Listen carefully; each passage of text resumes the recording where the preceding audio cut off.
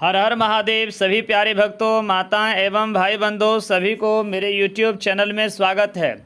आज मैं आप लोगों को शिव पुराण से मैं बताऊंगा कि पार्थिव पूजा की महिमा क्या है और शिव नैवेद्य का भक्षण के विषय में निर्णय तथा बिल्व का महात्म्य, इसके विषय में मैं शिव पुराण से बताऊंगा। जो मेरे चैनल को सब्सक्राइब नहीं किए हैं, सब्सक्राइब करें। चलिए अब आगे जानते हैं। जैसे कि आप जान रहे हैं कि श्रावण का दूसरा सोमवारी है। आज मैं आप लोग का शिव पार्थिव पूजा की महिमा के विशेषता के बारे में बताने जा रहा हूं। ध्यान से सुने। तदंतर ऋषियों के पूछने पर किस कामना की पूर्ति के लिए कितने पार्थिव लिंगों का पूजन करनी चाहिए, इस विषय का वर्णन करते हैं। सूत जी कहते हैं कि महर्षियों, पार्थिव लिंगों की पूजा कोटि कोटि यज्ञों का फल देने वाली है और कलयुग में लोगों के लिए शिवलिंग पूजा जैसा श्रेष्ठ दिखाई देता है वैसा दूसरा कोई साधन है ही नहीं। यह समस्त शास्त्रों का निश्चय सिद्धांत है। शिवलिंग भोग और मोक्ष को देने वाली है। लिंग तीन प्रकार के बताए गए हैं: उत्तम, मध्यम और अधम। जो 4 अंगुल ऊंचा और देखने में सुंदर हो ना, तथा वेदी से युक्त हो, उस शिवलिंग को शास्त्रक महर्षियों ने उत्तम कहा है। उससे आधा जो हो मध्यम और उससे आधा अधम माना गया है। इस तरह से 3 प्रकार के शिवलिंग कहे गए हैं जो उत्तरोत्तर श्रेष्ठ हैं।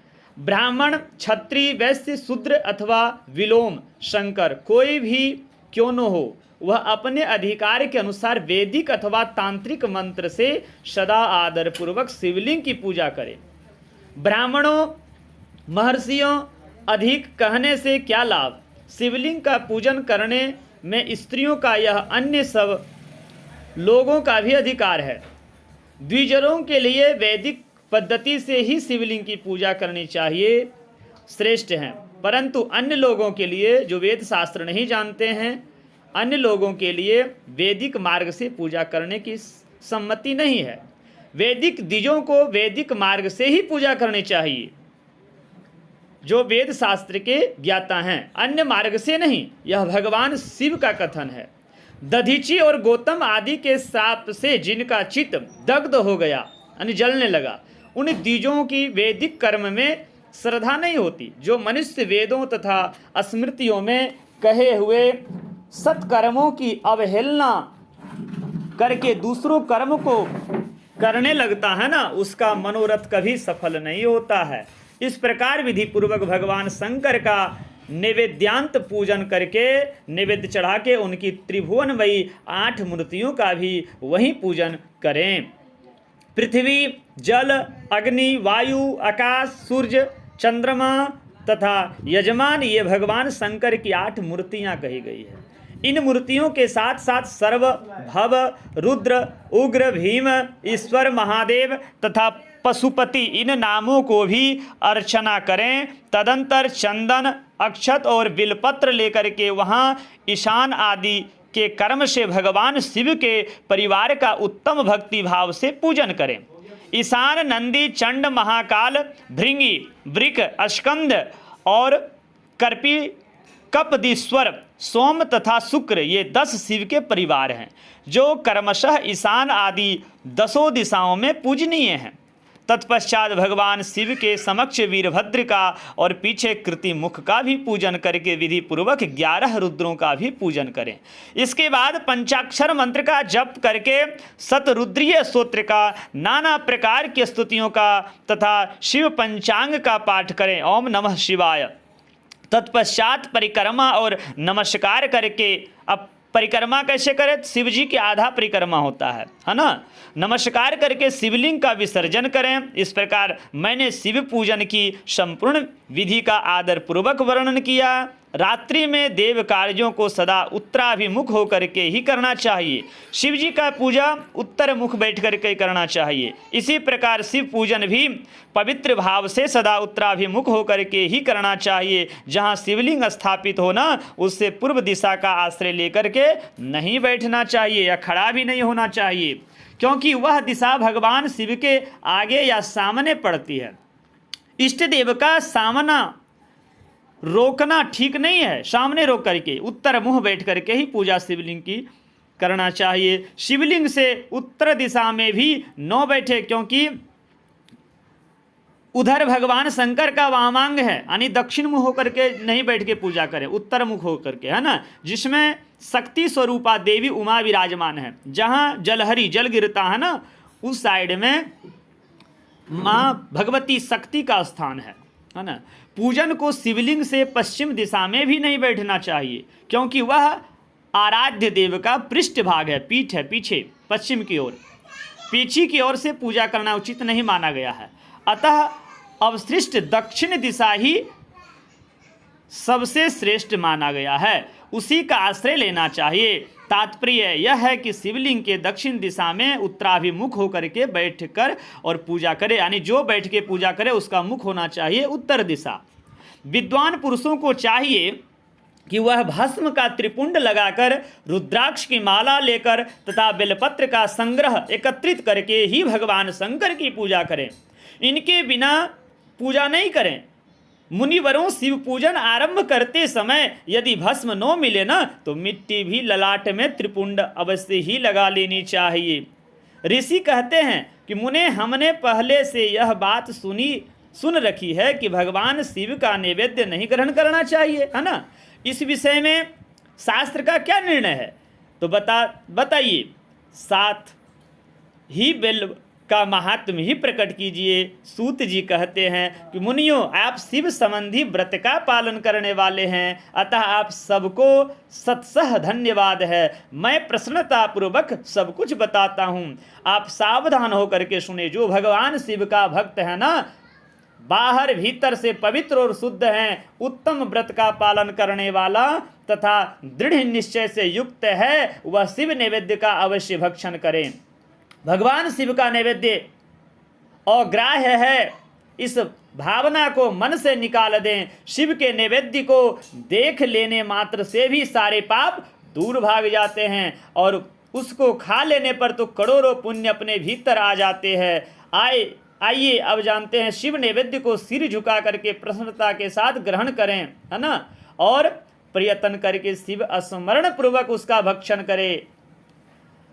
शिव नैवेद्य को जो यह कह करके कि मैं इससे दूसरे समय में ग्रहण करूंगा, है ना, या बाद में करूंगा, ऐसा जो करता है वह मनुष्य निश्चय ही पाप से बंध जाता है। जिसने शिव की दीक्षा ली हो, उस शिव भक्त के लिए यह शिव नैवेद्य अवश्य ही भक्षणीय है, जो शिव की दीक्षा ली हो, है ना। ऐसा कहा जाता है, शिव की दीक्षा से युक्त शिव भक्त पुरुष के लिए सभी शिवलिंग का नैवेद्य शुभ एवं महाप्रसाद है, अतः उसका अवश्य ही भक्षण करें। परंतु जो अन्य देवताओं की दीक्षा से युक्त है और शिव भक्ति में भी मन को लगाए हुए हैं, जो दूसरे देवी देवता का पूजन करते हैं, ज़्यादा इष्ट देव माने हैं और शिव का भी पूजा करते हैं, उनके लिए शिव नैवेद्य भक्षण के लिए विषय में क्या निर्णय है, इसे आप लोग प्रेम पूर्वक सुने। ब्राह्मणों, जहाँ से शालिग्राम शिला की उत्पत्ति होती है, वहाँ के उत्पन्न लिंग में रस लिंग, पारद लिंग में पाषाण, रजत तथा सुवर्ण से निर्मित लिंग में देवताओं तथा सिद्धियों द्वारा प्रतिष्ठित लिंग में, केसर निर्मित लिंग में, स्फटिक लिंग में, रत्न निर्मित लिंग में तथा समस्त ज्योतिर्लिंगों में विराजमान भगवान शिव के नैवेद्य का भक्षण चंद्रायन व्रत समान पुण्यजनक है। ब्रह्म हत्या करने वाला पुरुष भी यदि पवित्र होकर के शिव निर्माल्य का भक्षण करके उसे सिर पर धारण करे, तो उसका सारा पाप शीघ्र ही नष्ट हो जाता है। पर जहाँ चंड का अधिकार है, वहाँ जो शिव निर्माल्य हो उसे साधारण मनुष्य को नहीं खाना चाहिए। जहाँ चंड का अधिकार नहीं है, वहाँ के शिव निर्माल्य का सभी को भक्ति पूर्वक भोजन करना चाहिए। वाणलिंग नर्मदेश्वर का, वाणलिंग किसको कहते हैं? नर्मदेश्वर, लोह निर्मित स्वर्णादि धातुमय लिंग, सिद्धिलिंग, यानी जिन लिंगों की उपासना से किसी ने सिद्धि प्राप्त की है अथवा जो सिद्धों द्वारा स्थापित है, वे लिंग स्वयं भूलिंग। इन सब लिंगों में तथा शिव की प्रतिमाओं, मूर्तियों, शिवलिंगों को विधि पूर्वक स्नान कराकर उस स्नान के जल का 3 बार आचमन करता है, उससे कायिक, वाचिक और मानसिक तीनों प्रकार के पाप यहाँ शीघ्र नष्ट हो जाते हैं। जो शिव नैवेद्य पत्र, पुष्प, फल और जल अग्राह्य है, वह सब भी शालिग्राम शिला के स्पर्श से पवित्र ग्रहण के योग्य हो जाता है। मुनीश्वरों, शिवलिंग के ऊपर चढ़ा हुआ जो द्रव्य है ना, वह अग्राह्य है। जो वस्तु लिंग स्पर्श रहित है अथवा जिस वस्तुओं को अलग रख करके शिव को निवेदित किया जाता है, लिंग के ऊपर चढ़ाया नहीं जाता, उसे अत्यंत पवित्र जानना चाहिए। यानी जो शिवलिंग के ऊपर चढ़ा दिया गया है उसे भक्षण नहीं करना चाहिए, या द्रव्य भी चढ़ा दिया गया है उसे नहीं लेना चाहिए। जो शिवलिंग से अलग भोग लगाया गया है, प्रसाद लगाया गया है, उसे भक्षण करना चाहिए। मुनिवरों, इस प्रकार नैवेद्य के विषय में शास्त्र का निर्णय बताया गया है। अब तुम लोग सावधान होकर के आदर पूर्वक बिल्व का महत्व सुनो। यह बिल्व वृक्ष महादेव का ही रूप है। देवताओं ने भी इसकी स्तुति की है कि फिर किसी तरह से इसकी महिमा कैसे जानी जा सकती है। तीनों लोकों में जितने पुण्य तीर्थ प्रसिद्ध है ना, वे संपूर्ण तीर्थ बिल्व के मूल भाग में निवास करता है। बिल्व वृक्ष के जो पुण्यात्मा मनुष्य बिल्व के मूल में लिंग स्वरूप अविनाशी महादेव जी का पूजन करता है, वह निश्चय ही शिव पद को प्राप्त होता है। जो बिल्व की जड़ के पास जल से अपने मस्तक को सींचता है, वह संपूर्ण तीर्थों में स्नान का फल पा लेता है और वही इस भूतल पर पावन माना जाता है। इस बिल्व की जड़ के परम उत्तम जल से भरा हुआ देखकर, यानी बिल्व की जड़ के परम उत्तम थालों को जल से भरा हुआ देख करके महादेव जी का पुण्य तया संतुष्ट हो जाते हैं। जो मनुष्य गंध, पुष्प आदि से बिल्व के मूल भाग का पूजन करता है ना, वह शिव लोक को पाता है और इस लोक में भी उसकी सुख संतति बढ़ती है।